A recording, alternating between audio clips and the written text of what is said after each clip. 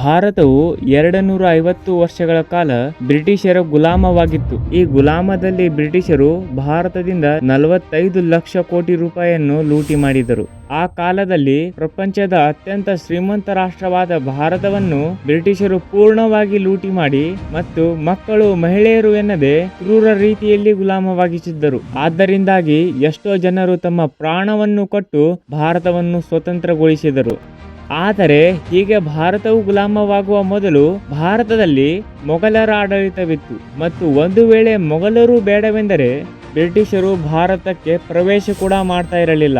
ಏಕೆಂದರೆ ಆ ಕಾಲದಲ್ಲಿ ಭಾರತದಲ್ಲಿ ಒಂದು ಕಡೆ ಮೊಘಲರ ಶಕ್ತಿಶಾಲಿ ಸಾಮ್ರಾಜ್ಯವಿತ್ತು ಮತ್ತು ಇನ್ನೊಂದು ಕಡೆ ಮಾತೃಭೂಮಿಗಾಗಿ ತಮ್ಮ ಪ್ರಾಣವನ್ನೇ ಕೊಡುವ ಮರಾಠರು ಕೂಡ ಇದ್ದರು. ಅಂತಹದರಲ್ಲಿ ವಿದೇಶದಿಂದ ಬಂದ ಬ್ರಿಟಿಷರಿಗೆ ಭಾರತವನ್ನು ಗೆಲ್ಲುವುದು ಅಸಾಧ್ಯವಾಗಿತ್ತು. ಆದರೆ ಕೆಲ ಕಾಲಗಳ ನಂತರವೇ ಬ್ರಿಟಿಷರು ಭಾರತದಲ್ಲಿ ತಮ್ಮ ವರ್ಚಸ್ಸು ಎಷ್ಟು ಬೆಳೆಸಿದರೆಂದರೆ ಬ್ರಿಟಿಷರು ಇಡೀ ಮೊಘಲ ಸಾಮ್ರಾಜ್ಯವನ್ನೇ ಅಂತ್ಯ ಮಾಡಿ ಇಡೀ ಭಾರತವನ್ನು ಗುಲಾಮವಾಗಿಸಿದ್ದರು. ಆದ್ದರಿಂದ ಇತಿಹಾಸದಲ್ಲಿ ಬ್ರಿಟಿಷರು ಹೇಗೆ ಮೊಘಲರ ಶಕ್ತಿಶಾಲಿ ಸಾಮ್ರಾಜ್ಯವನ್ನು ಅಂತ್ಯ ಮಾಡಿ ಹೇಗೆ ಇಡೀ ಭಾರತವನ್ನೇ ಗುಲಾಮವಾಗಿಸಿದರು ಎಂಬ ಪ್ರಶ್ನೆ ಬರುತ್ತದೆ. ಇವತ್ತಿನ ಈ ವಿಡಿಯೋದಲ್ಲಿ ನಾವು ಇದೇ ಕಥೆಯನ್ನು ನೋಡೋಣ. ಆದ್ದರಿಂದ ಈಗ ಆರಂಭ ಮಾಡೋಣ ಇತಿಹಾಸದ ಹೊಸ ಅಧ್ಯಾಯವನ್ನು. ಇತಿಹಾಸ ನೋಡಿದರೆ ಕಾಲ 1500ರಲ್ಲಿ ಭಾರತವು ಎಷ್ಟು ಸಂಪನ್ಮೂಲ ಭರಿತ ರಾಷ್ಟ್ರವಾಗಿತ್ತೆಂದರೆ ಇಡೀ ಜಗತ್ತಿನಲ್ಲಿ ಎಷ್ಟು ಉತ್ಪಾದನೆ ಆಗುತ್ತೆ ಅದರ 25% ಭಾರತದಲ್ಲೇ ಉತ್ಪಾದಿಸಲಾಗುತ್ತಿತ್ತು. ಆದ್ದರಿಂದ ಭಾರತವು ಆ ಕಾಲದಲ್ಲಿ ಚಿನ್ನದ ಹಕ್ಕಿ ಎಂದು ಕರೆಯಲ್ಪಡುತ್ತಿತ್ತು ಮತ್ತು ಇಡೀ ಜಗತ್ತಿನ ಕಣ್ಣು ಭಾರತದ ಕಡೆಯೇ ಇತ್ತು. ಇಂತಹದರಲ್ಲಿ ಬ್ರಿಟಿಷರು ಎಲ್ಲಿ ಹಿಂದಿರುವರು? ಆ ಕಾಲದಲ್ಲಿ ಬ್ರಿಟಿಷರ ರಾಷ್ಟ್ರವಾದ ಬ್ರಿಟನ್ದಲ್ಲಿ ಅಂತರ್ಗತ ಯುದ್ಧದ ಪರಿಸ್ಥಿತಿಯಾಗಿತ್ತು ಮತ್ತು ಅಲ್ಲಿ ಮಹಾರಾಣಿ ಎಲಿಜಬೆತ್ನ ಆಡಳಿತದಲ್ಲಿ ಅರ್ಥವ್ಯವಸ್ಥೆಯು ಹೆಚ್ಚಾಗಿ ಕೃಷಿ ಮೇಲೆನೆ ನಿರ್ಭರವಾಗಿತ್ತು. ಬ್ರಿಟನ್ದಲ್ಲಿ ಅಂತರ್ಗತ ಯುದ್ಧದ ಪರಿಣಾಮದಿಂದ ಜಾಗತಿಕ ಸ್ತರದಲ್ಲಿ ಕೇವಲ 3-4% ಮಾತ್ರ ಉತ್ಪಾದಿಸಲಾಗುತ್ತಿತ್ತು. ಆದರೆ ಅದರ ನೆರೆ ರಾಷ್ಟ್ರಗಳಾದ ಸ್ಪೇನ್ ಮತ್ತು ಪೋರ್ಚುಗಲ್ಗಳು ಬ್ರಿಟನ್ಗಿಂತ ಹೆಚ್ಚು ಅಭಿವೃದ್ಧಿ ಹೊಂದುತ್ತಿದ್ದವು.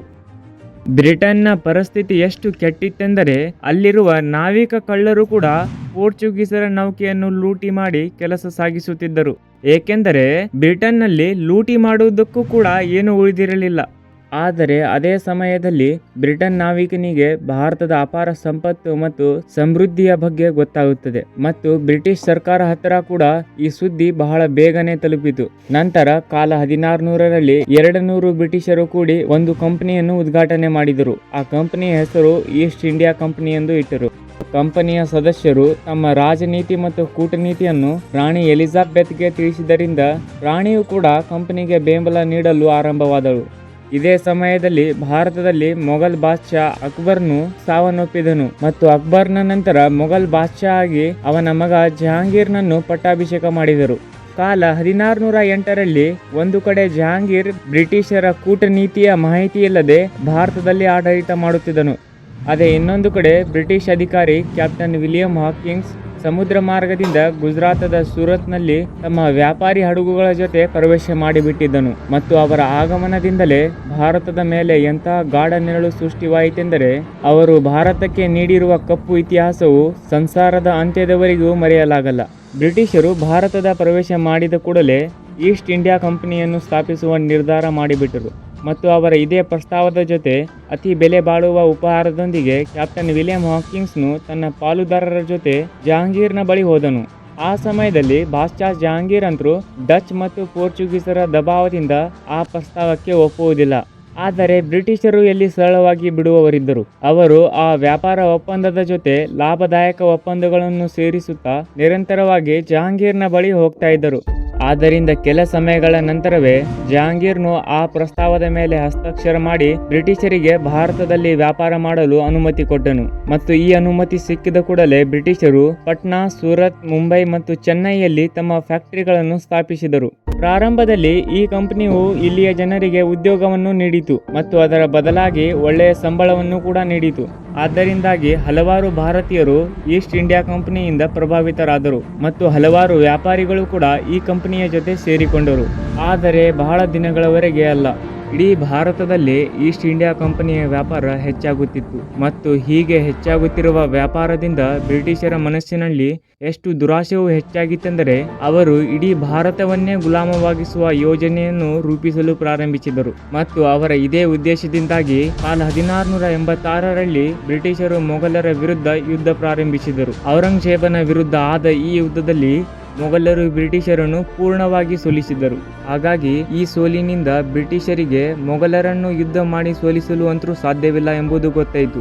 ಆದರೆ ಬ್ರಿಟಿಷರಿಗೆ ಭಾರತವನ್ನು ಗುಲಾಮ ಕೂಡ ಮಾಡಬೇಕಿತ್ತು. ಅದಕ್ಕಾಗಿ ಬ್ರಿಟಿಷರು ಇವತ್ತೂ ಕೂಡ ಹಿಂದೂ ಮುಸ್ಲಿಮರ ಜಗಳಕ್ಕೆ ಕಾರಣವಾಗಿರುವ ರಾಜನೀತಿಯನ್ನು ಬಳಸಿದರು. ಆ ರಾಜನೀತಿ ಯಾವುದೆಂದರೆ ಡಿವೈಡ್ ಅಂಡ್ ರೂಲ್ ಎಂಬುದು. ಅಂದರೆ ಎರಡು ಪರಸ್ಪರ ರಾಜರ ನಡುವೆ ದ್ವೇಷ ಬೆಳೆಸಿ ಒಡೆದು ಆಳುವ ನೀತಿ.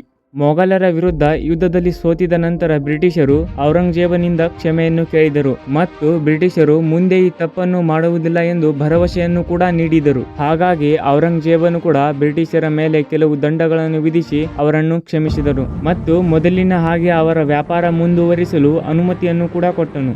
ಆದರೆ ಮೊಘಲರಿಂದ ಬ್ರಿಟಿಷರಿಗೆ ಕ್ಷಮಿಸುವುದೇ ಮೊಘಲರ ಅಂತ್ಯದ ಅತಿ ದೊಡ್ಡ ಕಾರಣವಾಯಿತು. ಏಕೆಂದರೆ 1707ರಲ್ಲಿ ಔರಂಗಜೇಬನ ಮರಣದ ನಂತರ ರಾಜನ ಸಿಂಹಾಸನಕ್ಕಾಗಿ ಎಷ್ಟೋ ಜನರು ತಮ್ಮಲ್ಲೇ ಜಗಳ ಆರಂಭಿಸಿದರು. ಇದೇ ಜಗಳದಿಂದಾಗಿ ಕೆಲವು ದುರ್ಬಲ ರಾಜರು ಮೊಘಲ್ ಸಾಮ್ರಾಜ್ಯದ ಆಡಳಿತವನ್ನು ನಡೆಸಲು ಪ್ರಾರಂಭಿಸಿದರು. ಆದರೆ ಆ ರಾಜರು ಮೊಘಲ್ ಸಾಮ್ರಾಜ್ಯದಲ್ಲಿ ಉತ್ತಮ ರೀತಿಯಲ್ಲಿ ಆಡಳಿತ ನಡೆಸಲೇ ಇಲ್ಲ. ಹೇಗೆಂದರೆ ಈ ಅನುಭವಹೀನ ರಾಜರು ಪ್ರತಿದಿನ ಹೊಸ ನಿಯಮಗಳನ್ನು ಜಾರಿಗೆ ತಂದು ಅವುಗಳನ್ನು ಬದಲಿಸುತ್ತಾ ಇದ್ದರು ಮತ್ತು ಅವರ ಇದೇ ಮೂರ್ಖತನದಿಂದ ಬ್ರಿಟಿಷರಿಗೆ ತಮ್ಮ ಕೂಟನೀತಿಯನ್ನು ಬಳಸಲು ಅವಕಾಶ ಸಿಕ್ಕಿತು. ವಾಸ್ತವದಲ್ಲಿ 1717ರಲ್ಲಿ ಮೊಘಲ್ ಬಾದ್ಶಾ ಬ್ರಿಟಿಷರಿಗೆ ಒಂದು ತೀರ್ಪು ಜಾರಿಗೆ ತಂದನು. ಅದರಲ್ಲಿ ಬ್ರಿಟಿಷರಿಗೆ ವಾರ್ಷಿಕವಾಗಿ ಒಂದು ಸಣ್ಣ ಮೊತ್ತದ ಹಣವನ್ನು ಕೊಟ್ಟು ಯಾವುದೇ ಟ್ಯಾಕ್ಸ್ ಮತ್ತು ಬಾಡಿಗೆ ಇಲ್ಲದೆ ಭಾರತದಲ್ಲಿ ವ್ಯಾಪಾರ ಮಾಡುವ ಅನುಮತಿ ಕೊಟ್ಟನು. ಆದರೆ ಇದೇ ಸಮಯದಲ್ಲಿ ಪರ್ಷಿಯಾದ ರಾಜ ಅವಕಾಶ ನೋಡಿ ಭಾರತದ ಮೇಲೆ ಆಕ್ರಮಣ ಮಾಡಿಬಿಟ್ಟನು. ಇಂತಹದರಲ್ಲಿ ಮೊಘಲ್ ಶಾಸಕರು ತಮ್ಮ ಅಧಿಕಾರದ ನಶೆಯಲ್ಲಿ ಎಷ್ಟು ಮಗ್ನವಾಗಿದ್ದರೆಂದರೆ ಅವರಿಗೆ ಆಕಸ್ಮಿಕವಾಗಿ ನಡೆದ ಈ ಆಕ್ರಮಣದ ಬಗ್ಗೆ ಗೊತ್ತೇ ಇರಲಿಲ್ಲ ಮತ್ತು ಪರ್ಷಿಯಾದ ಸೇನೆ ದಿಲ್ಲಿಯವರೆಗೆ ಮುಟ್ಟಿತು. ದಿಲ್ಲಿಯು ಅವರ ಅಧೀನದಲ್ಲೇ ಹೋಗ್ತಾ ಇತ್ತು. ಆ ಸಮಯದಲ್ಲಿ ಮೊಘಲ್ ಬಾದ್ಶಾ ದಿಲ್ಲಿಯ ಪರಿಸ್ಥಿತಿಯು ಸಂಪೂರ್ಣವಾಗಿ ಕೆಟ್ಟಿರುವುದನ್ನು ನೋಡಿ ಅವನು 2 ಕೋಟಿ ರೂಪಾಯಿ, ಹೌದು ಆ ಕಾಲದಲ್ಲಿ ಸುಮಾರು 2 ಕೋಟಿ ರೂಪಾಯಿ ಮತ್ತು ಹಲವಾರು ವಜ್ರ ಮುತ್ತುಗಳನ್ನು ಕೊಟ್ಟು ದಿಲ್ಲಿಯನ್ನು ಉಳಿಸಿದರು. ಹೀಗೆ ಇಂತಹ ದೊಡ್ಡ ದರೋಡೆಯ ನಂತರ ಮೊಘಲರು ಸಂಪೂರ್ಣವಾಗಿ ದುರ್ಬಲರಾಗಿದ್ದರು ಮತ್ತು ಬ್ರಿಟಿಷರ ವಿಚಾರಗಳು ಕೂಡ ಇವರಿಗೆ ಅರ್ಥವಾಗಲು ಪ್ರಾರಂಭವಾಯಿತು. ಆದರೆ ಮೊಘಲ್ ಶಾಸಕರಲ್ಲಿ ಸಮಯ ಕೂಡ ಬಹಳ ಕಡಿಮೆ ಇತ್ತು ಮತ್ತು ಅವರ ಸಾಮ್ರಾಜ್ಯ ಕೂಡ ಅವರ ಅಧೀನದಿಂದ ದೂರ ಆಗ್ತಾ ಇತ್ತು. ಏಕೆಂದರೆ ಬ್ರಿಟಿಷರು ಭಾರತವನ್ನು ಗುಲಾಮವಾಗಿಸುವುದಕ್ಕಾಗಿ ಬೇರೆ ಬೇರೆ ರಣನೀತಿಗಳನ್ನು ಬಳಸಲು ಪ್ರಾರಂಭಿಸಿದರು. ಅದರ ಮೊದಲ ಹಂತದಲ್ಲಿ ಅವರು ಬಂಗಾಳದ ನವಾಬ ಸಿರಾಜ್ ಉದ್ದೌಲನ ಮೇಲೆ ಆಕ್ರಮಣ ಮಾಡಿದರು ಮತ್ತು ಬ್ರಿಟಿಷರು ಅಲ್ಲಿರುವ ಹಿಂದೂ ಮುಸ್ಲಿಂಗಳ ನಡುವೆ ದ್ವೇಷ ಬೆಳೆಸಿ ಅವರಿಗೆ ತಮ್ಮಲ್ಲೇ ಜಗಳ ಮಾಡುವಂತೆ ಮಾಡಿದರು. ಈ ಜಗಳವನ್ನು ಸಮಾಧಾನ ಮಾಡಲು ಸಿರಾಜ್ ಉದ್ದೌಲ ವಿಫಲವಾದನು ಮತ್ತು ಇದರ ಪರಿಣಾಮ ಬ್ರಿಟಿಷರಿಗೆ ಲಾಭದಾಯಕವಾಯಿತು.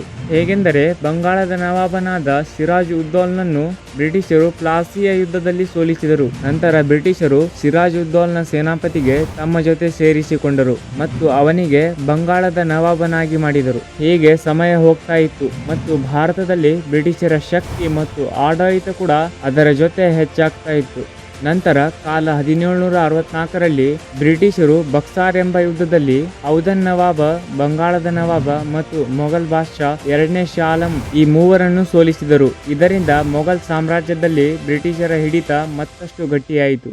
ಇದಲ್ಲದೆ ಬ್ರಿಟಿಷರು ಮರಾಠ ಮತ್ತು ನಿಜಾಮ ಸಾಮ್ರಾಜ್ಯಗಳ ನಡುವೆ ಕೂಡ ಪರಸ್ಪರ ದ್ವೇಷ ಬೆಳೆಸಿ ಅವರಿಗೆ ತಮ್ಮಲ್ಲೇ ಯುದ್ಧ ಮಾಡುವಂತೆ ಮಾಡಿದರು ಮತ್ತು ನಂತರ ಅವರ ಯುದ್ಧದ ಲಾಭವನ್ನು ಪಡೆದು ಬ್ರಿಟಿಷರು ತಾವೇ ನಿಜಾಮ ಮತ್ತು ಮರಾಠರ ದುರ್ಬಲ ಸೇನೆಯ ಮೇಲೆ ಆಕ್ರಮಣ ಮಾಡಿ ಅವರನ್ನು ಸೋಲಿಸಿ ಅವರ ಸಾಮ್ರಾಜ್ಯವನ್ನು ತಮ್ಮ ವಶಕ್ಕೆ ಪಡೆದುಕೊಂಡರು. ಹೀಗೆ ಬ್ರಿಟಿಷರು ತಮ್ಮ ಇದೇ ರಣನೀತಿ ಮತ್ತು ಕೂಟನೀತಿಯನ್ನು ಬಳಸಿಕೊಂಡು ಭಾರತದ ಹಲವಾರು ದೊಡ್ಡ ಕ್ಷೇತ್ರಗಳನ್ನು ತಮ್ಮ ವಶಕ್ಕೆ ಪಡೆದುಕೊಂಡರು. ಇದರ ನಂತರ ಬ್ರಿಟಿಷರು ವ್ಯಾಪಾರ ಮತ್ತು ತಮಗೆ ಅಧಿಕಾರವಿರುವ ಪ್ರದೇಶದಲ್ಲಿ ತೆರಿಗೆಗಳನ್ನು ವಿಧಿಸುವ ಮೂಲಕ ರೈತರು ಮತ್ತು ವ್ಯಾಪಾರಿಗಳನ್ನು ಪೂರ್ಣವಾಗಿ ಲೂಟಿ ಮಾಡಿದರು. ಆದರೆ ಬ್ರಿಟಿಷರಿಗೆ ಭಾರತವನ್ನು ಪೂರ್ಣವಾಗಿ ಗುಲಾಮವಾಗಿಸಲು ಕೆಲ ಭಾರತೀಯರ ಅವಶ್ಯಕತೆ ಕೂಡ ಇತ್ತು. ಅದಕ್ಕಾಗಿ ಬ್ರಿಟಿಷರು ತಮಗೆ ಮುಂದೆ ಸಹಾಯ ಮಾಡುವ ದೊಡ್ಡ ದೊಡ್ಡ ಜಮೀನ್ದಾರರನ್ನು ಲಾಭದಾಯಕ ಒಪ್ಪಂದಗಳನ್ನು ಕೊಟ್ಟು ತಮ್ಮ ಪರವಾಗಿ ನಿಲ್ಲಿಸಿದರು. ಮತ್ತು ಬ್ರಿಟಿಷರು ಭಾರತದಲ್ಲಿ ಕೆಲವು ಒಳ್ಳೆಯ ಕೆಲಸಗಳನ್ನು ಕೂಡ ಮಾಡಿದರು. ಅವುಗಳೆಂದರೆ ಶಿಕ್ಷಣ ನೀತಿ ಜಾರಿಗೆ ತರುವುದು, ರೋಡ್ ಕನ್ಸ್ಟ್ರಕ್ಷನ್ ಮಾಡುವುದು ಮತ್ತು ಭಾರತದಲ್ಲಿ ರೈಲ್ವೆ ತರುವುದು. ಇದರಿಂದಾಗಿ ಹಲವಾರು ಸಮಾಜ ಸುಧಾರಕರು ಕೂಡ ಬ್ರಿಟಿಷರಿಂದ ಪ್ರಭಾವಿತರಾಗಿ ಬ್ರಿಟಿಷರಿಗೆ ಸಹಾಯ ಮಾಡಲು ಬ್ರಿಟಿಷರ ಪರವಾಗಿ ನಿಂತರು. ಆದರೆ ಇದೇ ವಿಶ್ವಾಸಘಾತದಿಂದಾಗಿ 1857ರಲ್ಲಿ ನಡೆದ ಪ್ರಥಮ ಸ್ವಾತಂತ್ರ್ಯ ಸಂಗ್ರಾಮದ ಯುದ್ಧದಲ್ಲಿ ಹಲವಾರು ಸಮಾಜ ಸುಧಾರಕರು ಮತ್ತು ಜಮೀನ್ದಾರರು ಬ್ರಿಟಿಷರ ಪರವಾಗಿ ನಿಂತರು. ಪರಿಣಾಮವಾಗಿ ಬ್ರಿಟಿಷರಿಗೆ ಯುದ್ಧವನ್ನು ಗೆಲ್ಲಲು ಮತ್ತು ಭಾರತವನ್ನು ಗುಲಾಮವಾಗಿಸಲು ಸಹಾಯವಾಯಿತು. ಯುದ್ಧದ ನಂತರ ಬ್ರಿಟಿಷರು ಮೊಘಲ್ನ ಕೊನೆಯ ಬಾದ್ಶಾ ಆಗಿದ್ದ ಬಹದ್ದೂರ್ ಶಾ ಜಫರನ್ನು ಬಂಧಿಸಿ ರಂಗೂನಿನ ಜೈಲಿನಲ್ಲಿ ಇಟ್ಟರು ಮತ್ತು ಅವನ ಪರಿವಾರವನ್ನು ನಾಶ ಮಾಡಿ ಬ್ರಿಟಿಷರು ಇಡೀ ಮೊಘಲ ಸಾಮ್ರಾಜ್ಯವನ್ನೇ ಅಂತ್ಯ ಮಾಡಿದರು. ಮತ್ತು ಇನ್ನೊಂದು ಕಡೆ ಬ್ರಿಟಿಷರು ಆಂಗ್ಲೋ ಮರಾಠ ಎಂಬ ಯುದ್ಧದಲ್ಲಿ ಮರಾಠ ಸಾಮ್ರಾಜ್ಯವನ್ನು ಸೋಲಿಸಿ ಅವರ ಸಾಮ್ರಾಜ್ಯವನ್ನು ತಮ್ಮ ವಶಕ್ಕೆ ಪಡೆದುಕೊಂಡರು. ಹೀಗೆ ಬ್ರಿಟಿಷರು ತಮ್ಮ ರಣನೀತಿಗಳನ್ನು ಬಳಸುತ್ತಾ ಭಾರತದ ಹಲವಾರು ದೊಡ್ಡ ದೊಡ್ಡ ಸಾಮ್ರಾಜ್ಯವನ್ನು ಅಂತ್ಯ ಮಾಡಿದರು ಮತ್ತು ಇಡೀ ಭಾರತವನ್ನು 250 ವರ್ಷಗಳ ಕಾಲ ಗುಲಾಮವಾಗಿಸಿದ್ದರು. ಗೆಳೆಯರೇ, ಹೀಗೆ ಮೊಘಲರು ಮಾಡಿರುವ ಒಂದು ತಪ್ಪು ಮತ್ತು ಅವರ ನಿಜಿ ಸ್ವಾರ್ಥದ ಭಾವನೆಯಿಂದ ಬ್ರಿಟಿಷರಿಗೆ ಭಾರತವನ್ನು ಗೆಲ್ಲಲು ಅವಕಾಶ ಸಿಕ್ಕಿತು. ಮತ್ತು ಈ ವಿಡಿಯೋದಿಂದ ನಿಮಗೆ ಏನಾದರೂ ಮಾಹಿತಿ ಸಿಕ್ಕರೆ ಪ್ಲೀಸ್ ವಿಡಿಯೋಗೆ ಒಂದು ಲೈಕ್ ಮಾಡಿರಿ. ಇಂತಹ ವಿಡಿಯೋಗಳಿಗಾಗಿ ಚಾನಲ್ಗೆ ಸಬ್ಸ್ಕ್ರೈಬ್ ಕೂಡ ಮಾಡಿರಿ. ಧನ್ಯವಾದಗಳು.